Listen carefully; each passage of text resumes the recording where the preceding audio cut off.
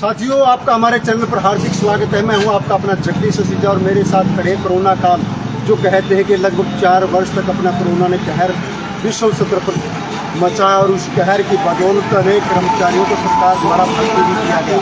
लेकिन उन कर्मचारियों को बाद में क्या नियुक्ति होगी, आखिर किस रास्ते पर वो जाएंगे, उस बात की मांग आज फिर से उठने लगी है। और वो कर्मचारी आज राज्य मंत्री से अपनी फरियाद लेकर के पहुंचे हैं।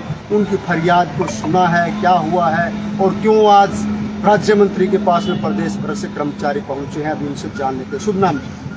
मेरा नाम जी नीलम। हमें पहले जब जिस टाइम बहुत ज़्यादा दिक्कत थी उस टाइम तो ले लिया था जी, ठीक है। फिर 31 मार्च को फिर रिलीव कर दिया, 1-1.5 साल काम करवा के। अब फिर 31 मार्च का रिलीव कर रखा है। हम सबके पास गए हैं, लगभग कोई नहीं बचा होगा, ठीक है। तो अभी तक भी बस तो आश्वासन नहीं दे रहे हैं, कोई कार्रवाई नहीं हो रही। लेकिन राजस्थान में जो 25,000 कर्मचारी हैं उनके लिए सोचा जा रहा है, हमारे लिए तो सीधा कई तो मना ही कर रहे हैं, सीधा ये बोल रहे हैं भी हाँ अब जरूरत नहीं है जी, कोरोना खत्म, अब आपकी नौकरी खत्म, अब क्या करेंगे। तो कोरोना काल के दौरान आपको रखा गया था तो क्या कुछ कहा गया था, क्या आपको पद दिए गए थे, थोड़ी वो बताएं। उस टाइम मैं स्टाफ नर्स हूँ, फार्मासिस्ट भी हैं, GDA भी हैं, स्वीपर भी हैं, सभी हैं जी, LT भी हैं, ठीक है। सब टाइप के थे और हम सिर्फ कोरोना का ही काम करते थे। तो जो जैसे परमानेंट वगैरह होते थे ना, वो हाथ भी नहीं लगाते थे पेशेंट को, ग्लव्स पहन के भी। हमें ग्लव्स भी पूरे नहीं मिलते थे, लेकिन पूरा काम करते थे हम फिर भी, कभी मना नहीं किया किसी काम के लिए। और अब ये कर रखा है हमारे साथ, वो पहले बताइएगा जी। तो अब आप लोगों को क्या कुछ आगामी रणनीति रहने वाली? जी, हम तो जैसे ये अब अनूप धानक जी से भी मिले हैं, इन्होंने यही बोला है जी बात करेंगे। शैलजा जी से मिल के आए, उन्होंने भी यही बोला है जी बात करूंगी आगे, ठीक है। सबसे ही मिल रहे हैं हम तो जी, हम तो ये सोच रहे हैं कोई सत्ता और विपक्ष दोनों के नेताओं से जी। जी हमारे लिए तो एक जैसे ही है जी, जो काम करवा देगा उसी के हो जाएंगे हम तो। जी जी। तो आप लोग भी स्वयं साथ रहे हैं, क्या पद हैं और किस नाते से आज आप सारे के सारे जो यहाँ ज्वाइन किया है स्वास्थ्य विभाग, सभी के सभी पर्सन, जैसे अगर नर्सिंग ऑफिसर के पद पर कोई काम कर रहा है तो उसने GNM या BSc नर्सिंग किया हुआ है, या फार्मासिस्ट के ऊपर जो काम कर रहा है तो उसने अपने जो भी डिप्लोमा या डिग्री किया हुआ है, सभी के सभी अच्छे इंस्टीट्यूट से पढ़ के आया और उनको रखने के बाद 3 साल 3.5 साल के बाद सरकार ये कह रही थी बजट नहीं आ रहा तो आपके एक्सटेंशन नहीं इस मुद्दे को लेकर।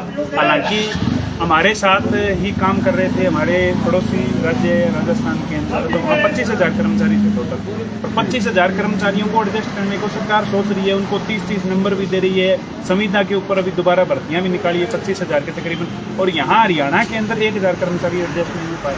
तो कर्मचारियों को जब सरकार से किसी प्रकार का आश्वासन या संवेदना नहीं दिखेगी तो वो तो पक्ष और विपक्ष दोनों के पास जाएगा, उसको जहां उम्मीद लगेगी वहां जाएगा जी। तो सभी जगह है, पंचकुला में हमारा धरना भी चल रहा है, लेकिन सरकार की इस चीज़ का कोई असर दिख नहीं रहा है। जो शुरुआती भर्ती की गई थी प्रदीप जी, इस नाते से की गई थी ताकि जो आप लोगों ने उस टाइम डिप्लोमा डिग्री वेरिफिकेशन के हिसाब से और इंटरव्यू बेस के ऊपर की थी, और उसके बाद एक्सटेंशन लगातार कंटिन्यू बढ़ती गई, क्योंकि कोविड जैसे जैसे बढ़ता रहा वैसे वैसे बढ़ती गई।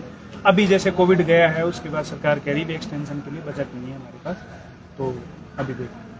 तो हरियाणा में कुल कितने कर्मचारी हैं और जिले की बात करें तो जिले अनुसार कितने के बाकी? हरियाणा के अंदर 1045 कर्मचारी तो हैं जो हरियाणा सरकार के अंदर लगे हुए हैं, और बाकी DMER के अंदर जैसे मेडिकल कॉलेजेस वगैरह होते हैं उसके अंदर 1100 के तकरीबन कर्मचारी हैं। तो वो जो मेडिकल कॉलेजेस वगैरह के जो कर्मचारी हैं वो तो कंटिन्यू चल रहे हैं, उनकी तो एक्सटेंशन कंटिन्यू आ रही है। लेकिन जो 1045 यहाँ कर्मचारी हैं, इनमें पिछली बार भी इन्होंने 100-200 कर्मचारियों को ज्वाइन नहीं करवाया था।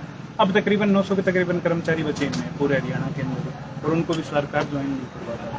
तो क्या उम्मीदें मानते हैं कि सरकार आपको ज्वाइन करवाएगी? भी हम तो उम्मीद तो यही रखते हैं कि सरकार को ज्वाइन करवाना चाहिए, और नहीं करवाएगी तो हम धरना प्रदर्शन जो भी हमारा अगला कदम रहेगा वो तो हम अपना प्रयास तो रखेंगे, वो तो रहेगा। तो अभी आगामी यही है कि धरने प्रदर्शन वैसे तो चल रहा है हमारा पंचकुला के अंदर, हमारे साथ की बैठी है काफी टाइम से, लेकिन न्यायालय के दरवाजा भी? हाँ बिल्कुल बिल्कुल, वो तो सारी चीजें ही फिर जो पॉसिबिलिटी जहाँ दिखेगी जाने दो। तो सरकार से क्या आग्रह करना चाहेंगे कि आपको सरकार से भी ये आग्रह करेंगे, इतना काम किया सरकार के साथ, 3.5-4 साल काम किया है। ऐसी महामारी थी, उसके अंदर हम काम आए हैं सरकार की। उस टाइम तो कोरोना योद्धा हैं, सैल्यूट कर रहा था, कोई ये कह रहा था भी इनके साथ हम खड़े हैं, इनको कभी कोई दिक्कत नहीं आने देंगे। आज ये सरकार के इतना काम आ रहे हैं, देश प्रदेश के इतना काम आ रहे हैं, और आज उनसे इस तरह मुंह मोड़ लेना मेरे हिसाब से तो सरकार का गलती है। बाकी अब उनकी इच्छा है, देखो उनका राज है। जी।